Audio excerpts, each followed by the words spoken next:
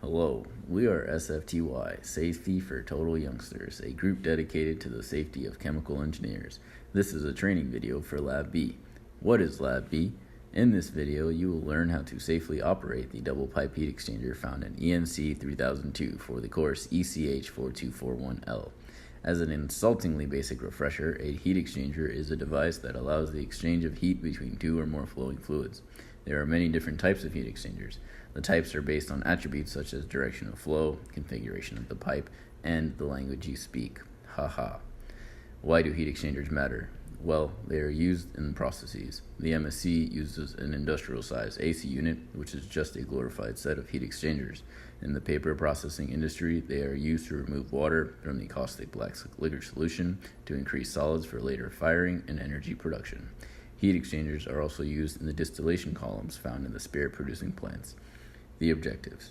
The objectives for this lab is to list the inherent hazards of heat exchangers, to become familiar with the operation of a heat exchanger in the lab, and to identify potential sources of danger in regards to this particular lab. To discuss the theory of the description details of theory of this lab, there are several parameters that are used by chemical engineers to describe thermodynamic properties of the heat exchanger and the fluids. Wow, I know, bear with me. The three major factors determine the operation of a heat exchanger: the flow rate of the fluids, the temperature of the fluids, and the surface area of the tubes. Hello, my name is Reverend Guillermo Jebediah Rodriguez. We're going to have Joe take over for safety and Carl go for the procedure of this lab video. Now, just a little bit about me. My pappy was a pastor, my grandpappy was a pastor, and my great-great-grandpappy was a snakeskin seller, but we do not talk about him. Now, just a little bit of foresight. Before working with the equipment, there's some important precaution that needs to be taken. Number one, make sure that the cold water outlet is safely positioned over the drain, and also number two, that the cold water reservoir is filled with water. If not, you will burn out that heat exchanger just like my ex-girlfriend Deborah burned away my hopes and dreams prom night in high school. Thank you, Deborah. Now, this hunk of machinery ain't just no ordinary pot of peppery pipes. This is an arm-filled HT30X double pipe YouTube heat exchanger that works currently by having the hot utility on the outside and, the hot utility on the inside and the cold utility on the outside. There's not much to this arm-filled HT30X double pipe YouTube heat exchanger. All you gotta know is, even though there's a lot of doohickeys and what you have, that just ain't where the story ends. What's important here is this front panel here. Now, this depicts the temperature information and the temperature nodes that measure the temperature at each stage. Now, we can go through this procedure, but we need to first talk about some safety. Alright, my name is Joe, here to talk to you about some safety.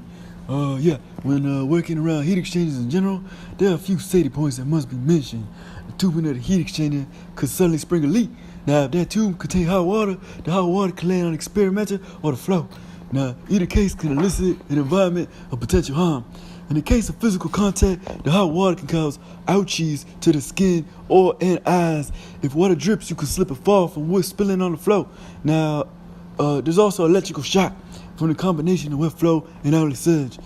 The process hazards with a surge vessel not being full, it can cause pump cavitation or heater burnout.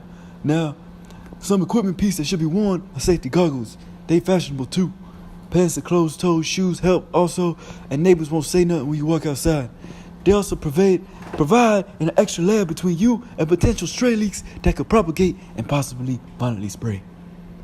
Hi, my name is Carl Weezer. Let's do the procedure. Most people start their days with coffee, but today we start by turning on the heat exchanger unit. So let's do that.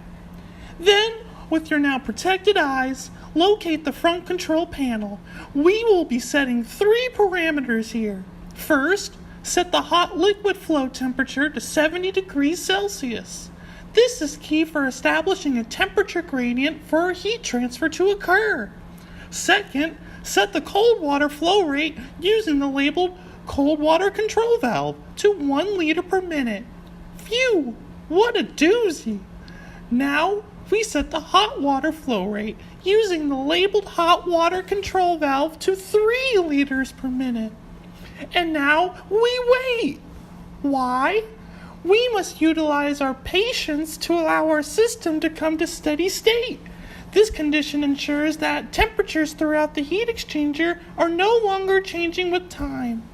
Once here, record the temperatures being taken by each thermocouple in the system by turning the knob on the front panel of the heat exchanger unit. Did you do it? Good job!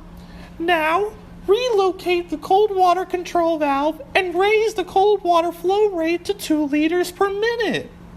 Wait again for steady state to come and re-record the temperatures in the system. And you're done! You're now a certified scientist.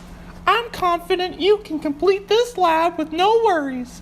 Go forth, young grasshopper. Be free.